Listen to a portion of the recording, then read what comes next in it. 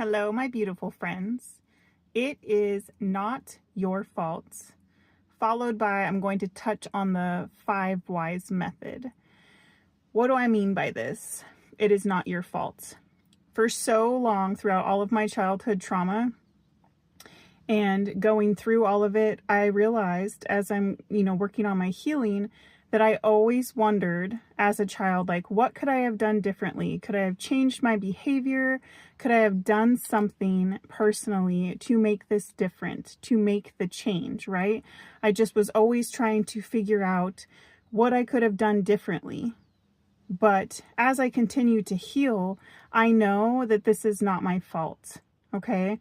And I need to stop wondering what I could have done, because the answer is there's nothing that I could have done, okay? Because it is not our fault when we're going through that trauma. Now, that being said, even though this is not my fault, what can I do, right? Like, what is my job now as an adult? Well, now that I am aware of all of this trauma, instead of internalizing it that it's my fault, I know that it's not, but I need to take the time to heal, right?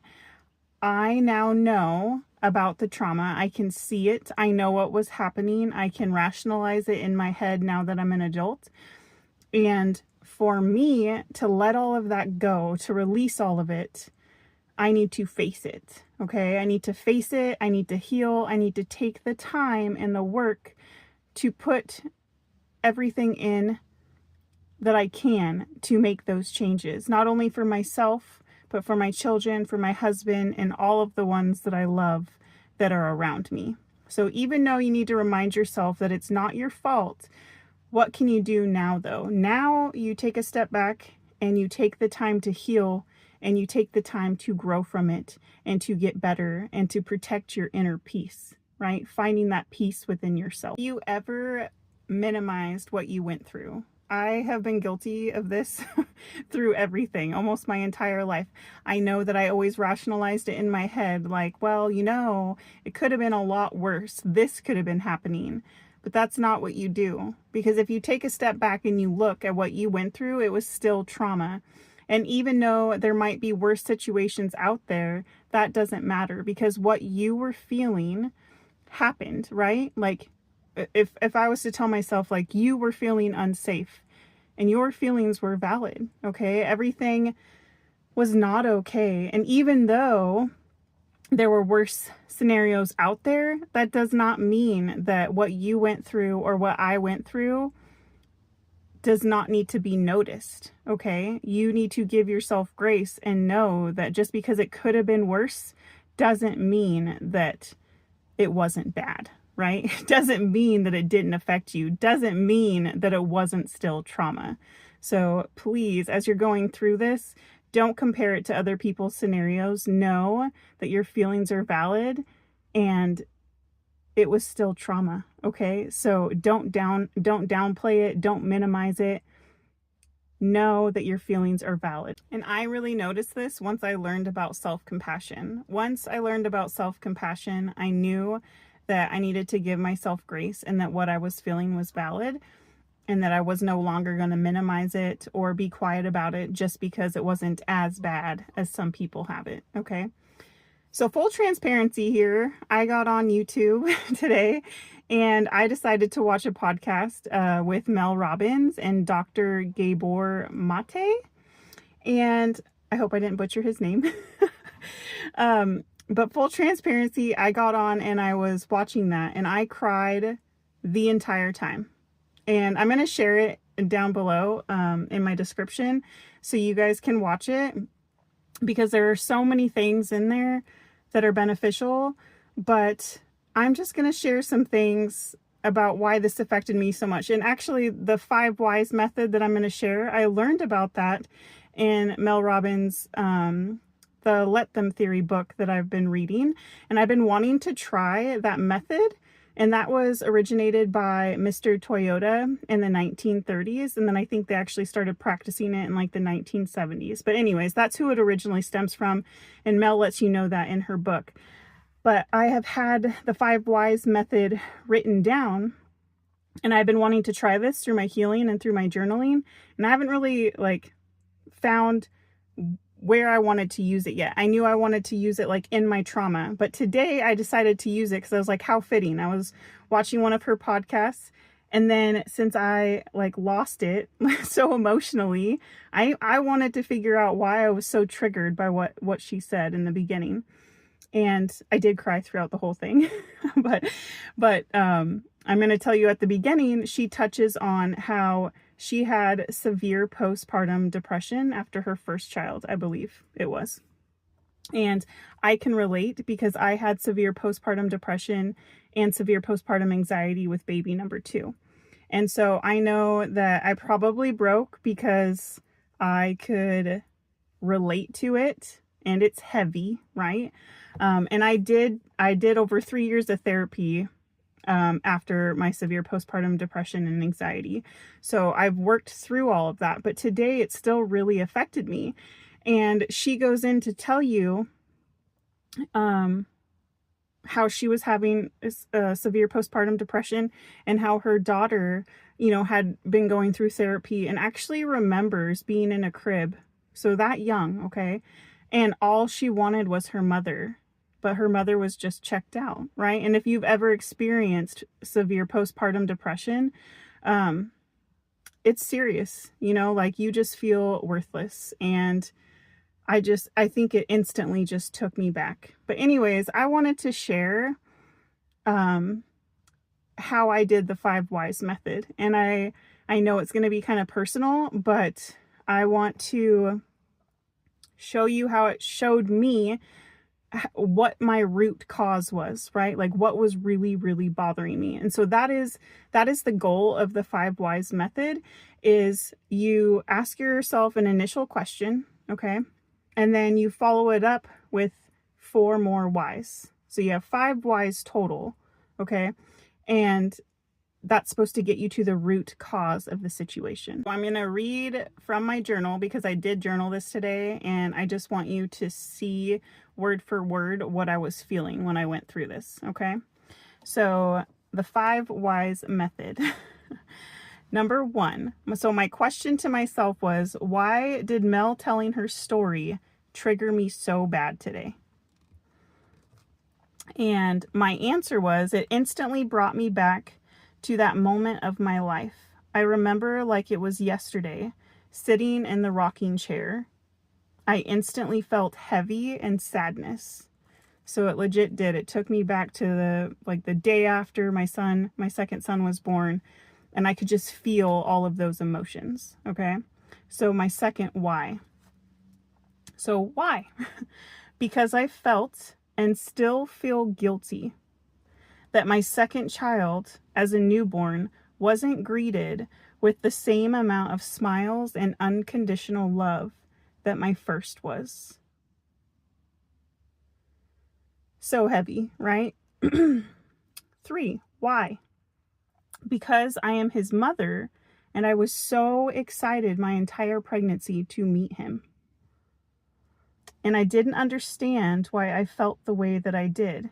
And I wouldn't wish this feeling on anyone. Number 4, why? Because I know firsthand how it feels to feel unwanted.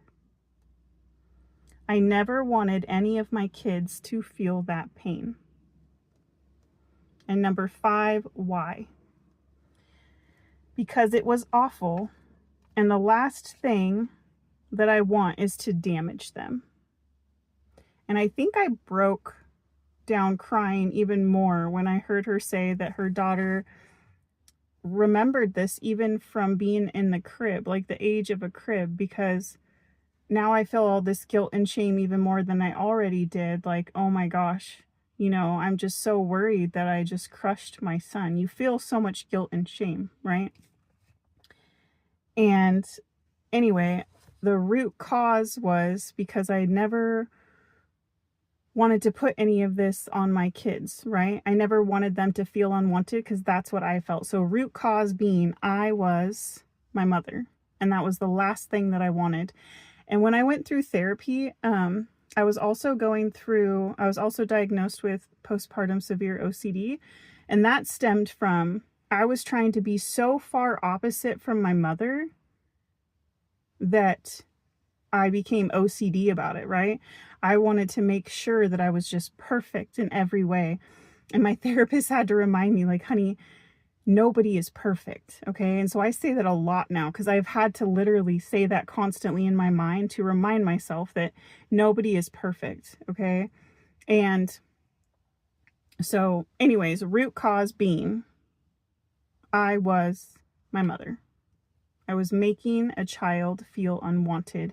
That was the last thing that I ever wanted in my life, okay?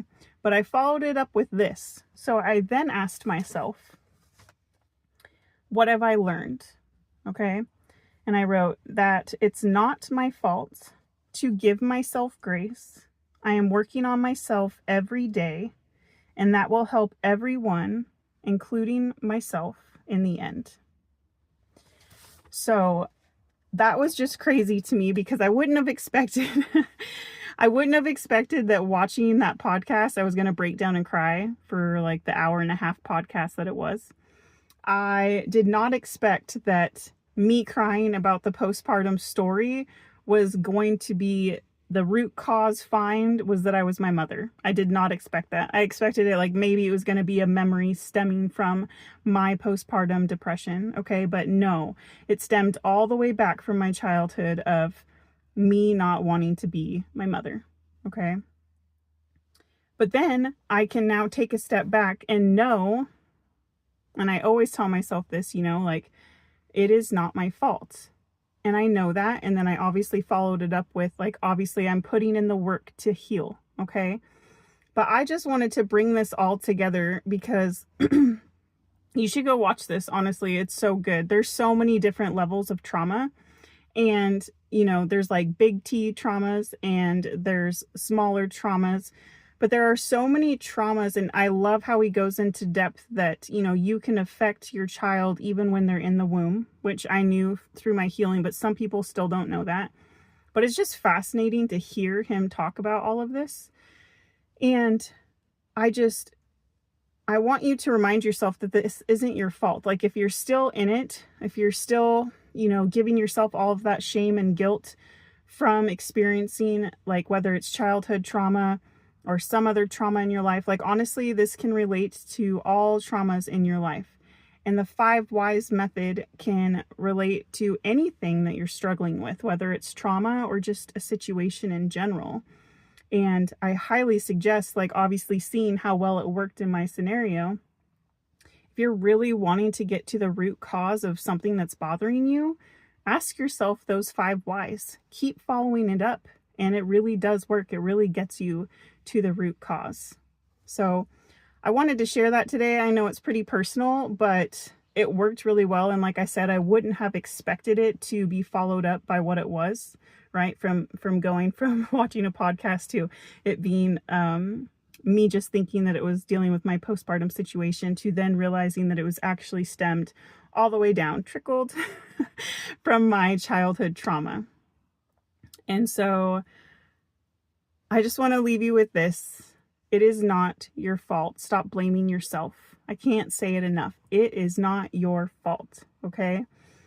No matter what kind of trauma you've had, I want you to tell yourself that. And then I encourage you to work on it, to heal, to release it, okay? And you're consistently going to be working on this throughout your life. But every day that you put in work, it's better. There's less stress. There's less pain. There's just less, oh my gosh, just like the weight on my chest has already lifted so much, And so I just highly encourage you to start healing if you haven't.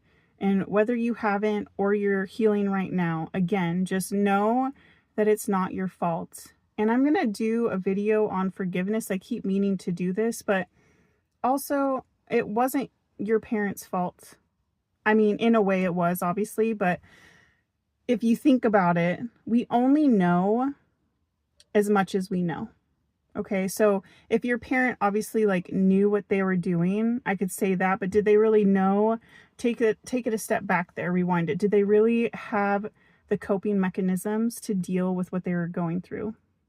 Did they have mental health issues? Did they have childhood trauma themselves that they weren't aware of? I mean, our mental health field has grown so much just in my age group, okay?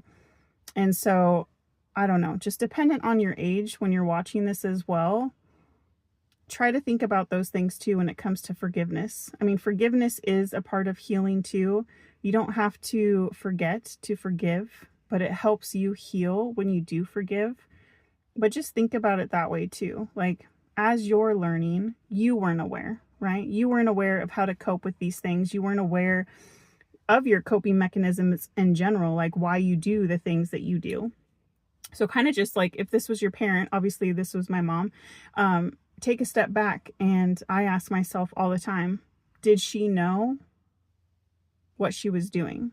Did she know she was intoxicated? Absolutely. Did she know she had a drinking problem? Absolutely. But did she ever know where it was coming from? No, she never put in the work to do that. So that's what I'm saying in the sense of give yourself grace because you didn't know. But then once you do know, try to heal. Once we know, we can do better and be better, right? So I just encourage you today, if you're in the process of healing or you haven't yet, but you want to, stop blaming yourself because it's not your fault. It's not, okay? And if you're going through any sort of trauma or even just hard times and you're just trying to figure out like, why the heck does this thing bother me so much? Or why was I triggered by this? Give this 5 whys method a shot. Like, it's crazy how it was so fast and easy to break down what my root cause was. Okay, I found that fascinating. So I wanted to share that, and give yourself grace. Okay, so I'm going to leave you with this. I'm so proud of you. You are so loved. You are so strong. Keep going, keep growing, and I'm sending you so much love and light.